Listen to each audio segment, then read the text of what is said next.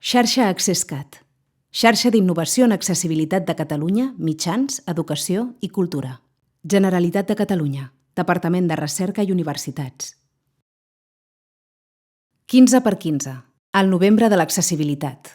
Què és l'accessibilitat i qui en són els usuaris?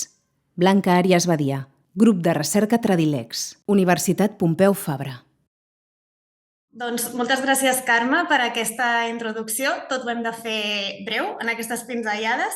Jo tinc la sort de començar-les i de fer una petita introducció a què és això de l'accessibilitat, com l'entenem a la xarxa AccessCat i qui són els usuaris. Quan parlem d'usuaris de l'accessibilitat, de qui parlem? Aleshores, he fet una selecció de 3 tipus de definicions que us podem portar sobre què és l'accessibilitat. La primera és la definició legal.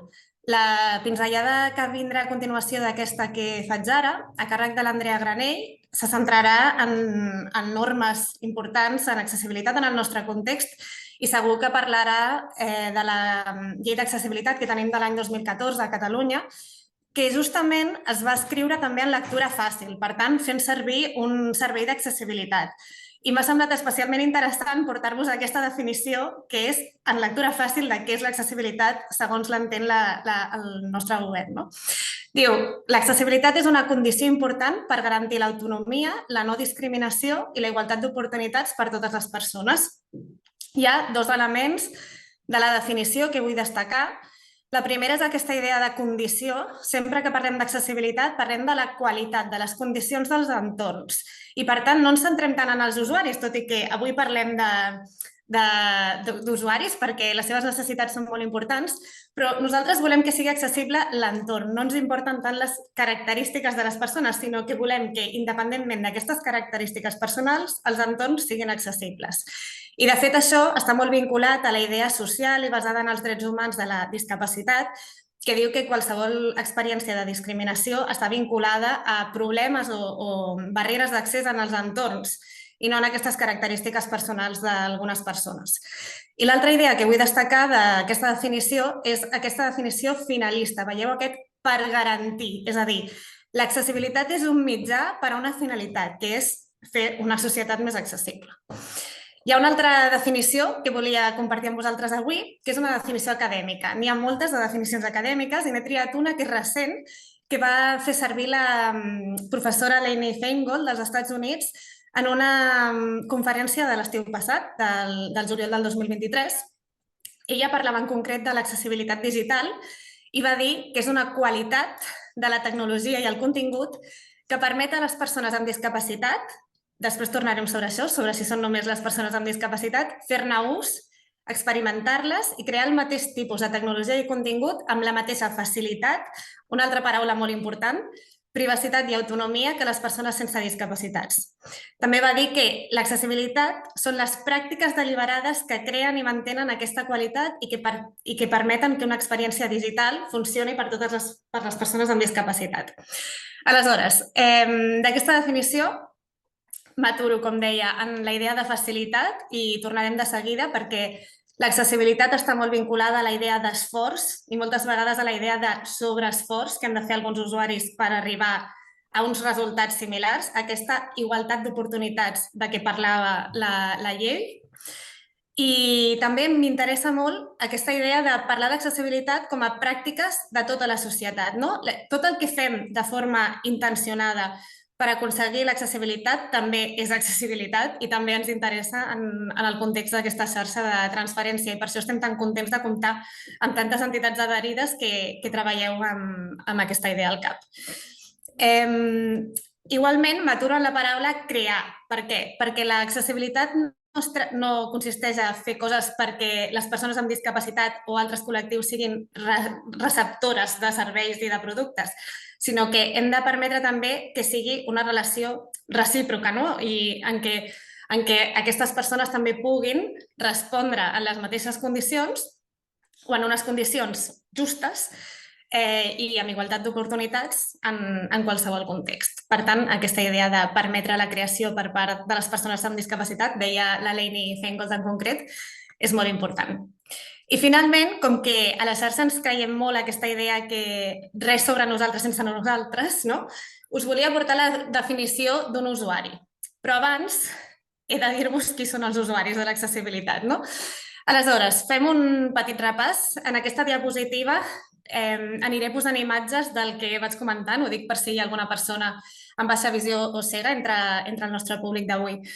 A la primera imatge veiem un nen que no té braços. Una persona que treballa per l'accessibilitat pot tenir un interès personal a saber què li ha passat a aquest nen, per descomptat, però el que ens interessa és aconseguir que aquest nen tingui uns recursos educatius, uns recursos per l'oci i tot el que li interessi al seu abast, amb independència d'aquesta característica física que té. Per tant, una web que tingui característiques d'accessibilitat adequades serà navegable per aquest usuari, no? Un entorn, per exemple, educatiu, tipus una aula virtual, també ho serà. I seria un tipus d'usuari amb qui podríem treballar. Altres persones que són usuàries prototípiques de serveis d'accessibilitat comunicativa, que és en el que ens centrem més a la xarxa. Doncs persones amb dificultats de comprensió lectora, per exemple. En aquesta imatge veiem una nena que té síndrome de Down i treballa amb una persona en l'escriptura d'un text. Les persones grans són un altre col·lectiu amb qui típicament treballem en diferents projectes. Les persones refugiades o les persones migrants, hi ha diversos grups de la xarxa que han treballat en projectes específics per facilitar la comprensió a persones migrades, per exemple, en el context de facilitar l'acollida a països del Mediterrani, no? De persones que, si no, tenen dificultats per comunicar-se i per saber quins són els drets que tenen en els països on arriben. I les persones amb discapacitat sensorial o, si no volem parlar de discapacitat, perquè algunes persones no es defineixen com a persones amb discapacitat, podem parlar de persones sordes, persones amb hipoacúsia, persones amb baixa visió o persones cegues. També serien usuàries prototípiques dels serveis que, de fet, han rebut més atenció en el nostre àmbit, que és l'accessibilitat comunicativa, no? I de seguida parlarem d'aquests serveis. Com veieu, totes aquestes situacions, en realitat, a vegades són situacions adquirides, és a dir, que qualsevol de nosaltres podria, en un moment donat, tenir un d'aquests perfils, si és que no és el cas ara mateix. I més enllà d'això, tota la societat és beneficiària dels serveis d'accessibilitat. Un cas prototípic és que sempre es diu, no?, que ens encanta anar a una entitat bancària i que una hipoteca estigui escrita en lectura fàcil. A tots ens facilita moltíssim la vida, no?, veure un contracte entenedor i en aquest cas no es dona, potser, o potser sí, potser se solapen, però cap de les característiques dels perfils que acabem de veure. Per tant, aquest mirall, no?, que diu que al final som tots els beneficiaris de l'accessibilitat. I ara sí, us comparteixo la definició d'un usuari, en aquest cas una persona cega molt activista, el Josep Maria Llop, que vam tenir la sort d'entrevistar fa un parell d'anys, i vam voler tenir una definició actualitzada de què era l'accessibilitat des del punt de vista d'un usuari. I ell ens va dir que l'accessibilitat és un concepte que evoluciona, que avui diria que l'accessibilitat és bàsicament la capacitat per fer les coses amb normalitat, fent un esforç raonable. Dit d'una altra manera, quan algú ha de fer una cosa, quan algú ha de fer molt d'esforç per fer una cosa, molt per sobre de la mitjana de la població, la tasca que fa és inaccessible. Quan una cosa no és accessible, com ara una rentadora o un tràmit administratiu, hi ha una situació d'inequitat. I la bretxa que existeix entre aquells que poden dur a terme la tasca i aquells que no poden dur-la a terme fent un esforç raonable és enorme. I la bretxa és un factor discriminatori. Per tant, tornem a aquesta idea d'esforç, no?, arribarem als mateixos resultats, potser fent un esforç, si són persones amb discapacitat, però s'ha d'intentar que sigui relativament fàcil d'assolir aquesta tasca, no?, que és la idea també que comentava la Lainey Fengot. I tornem a aquesta idea d'equitat, d'igualtat d'oportunitats, que és importantíssima, i m'agrada també molt aquesta primera idea que l'accessibilitat evoluciona. En un altre moment d'aquesta entrevista, el mateix Josep Maria Llop ens deia: per mi, que sóc una persona cega, fa uns anys l'accessibilitat era tenir un bastó per moure'm pel carrer. I ara, en canvi, és que els cotxes duguin un sensor que facin que el cotxe s'aturi automàticament si jo vull travessar el carrer. D'acord? Totes dues coses són accessibilitat, però, per tant, l'accessibilitat evoluciona. Per tant, algun dels serveis de què us parlaré ara, potser ara són els serveis més en boga i d'aquí a poc estarem parlant d'uns altres serveis. Quins són aquests serveis principals? Doncs l'audiodescripció, i tot just avui la meva companya Florian Bardini us en parlarà. La subtitulació, que pot ser una subtitulació convencional, que és la que habitualment activem a vegades a les plataformes si veiem sèries o pel·lícules, o pot ser una subtitulació específica per persones sordes. En parlaré dilluns vinent en una altra pinzellada. El llenguatge fàcil de comprendre, que la directora de la xarxa, l'Anna Matamala, us presentarà també dilluns, que ja veureu que al final és un terme paraigua que engloba diferents modalitats de comunicació simplificada, i la interpretació en llengua de signes. També en farem una pinzellada el dia 10, a càrrec de l'Aida Villa Écija. Hi ha altres serveis i dispositius que són molt importants en l'accessibilitat comunicativa, com ara les audiointroduccions, els audiosubtítols que solen acompanyar les audiodescripcions, els lectors de pantalla, el sistema de lectoescriptura braille, els sistemes de dactilologia, el bucle magnètic, els sistemes de freqüència modulada, els sistemes de pictogrames per facilitar la comunicació. Si algú té curiositat sobre aquests temes, potser es pot posar en contacte amb nosaltres per desenvolupar-los una miqueta més. Però voldria acabar amb 4 perfils reals d'usuaris que, de fet, són simpatitzants de la nostra xarxa i a qui agraeixo molt que m'hagin deixat parlar del seu perfil real, perquè com que teníem poquet temps, em va semblar difícil cedir-los al micròfon, que hagués estat ideal.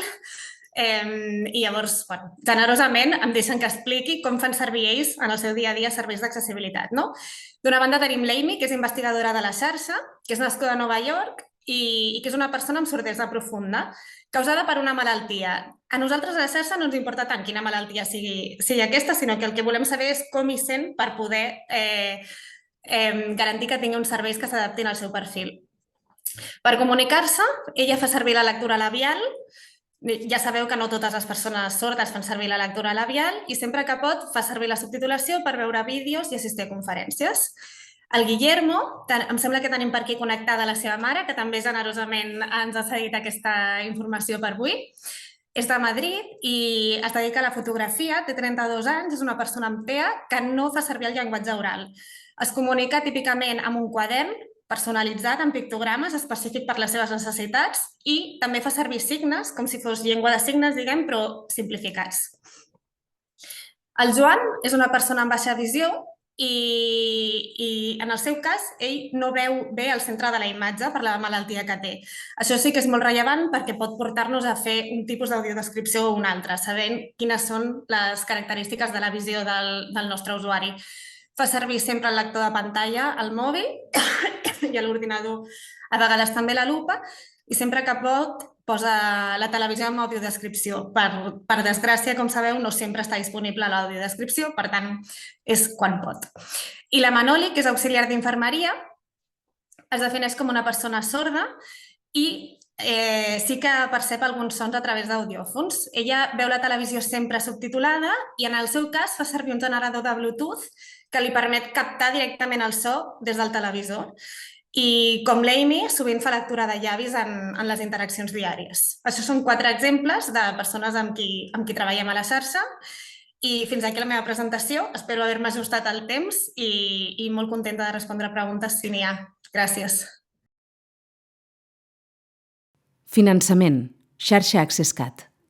Les càpsules formatives 15x15 al novembre de l'accessibilitat formen part de les activitats de la xarxa AccessCat i tenen el suport del Departament de Recerca i Universitats de la Generalitat de Catalunya. 2021 XARDI 00007.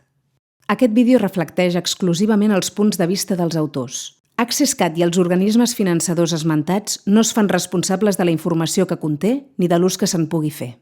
Generalitat de Catalunya, Departament de Recerca i Universitats. Xarxa AccessCat. Xarxa d'innovació en accessibilitat de Catalunya, mitjans, educació i cultura. Contacte. Web de la xarxa AccessCat, accesscat.net. Correu electrònic, xarxa.accesscat@uab.cat. Twitter, @xarxaaccesscat. LinkedIn, xarxa AccessCat.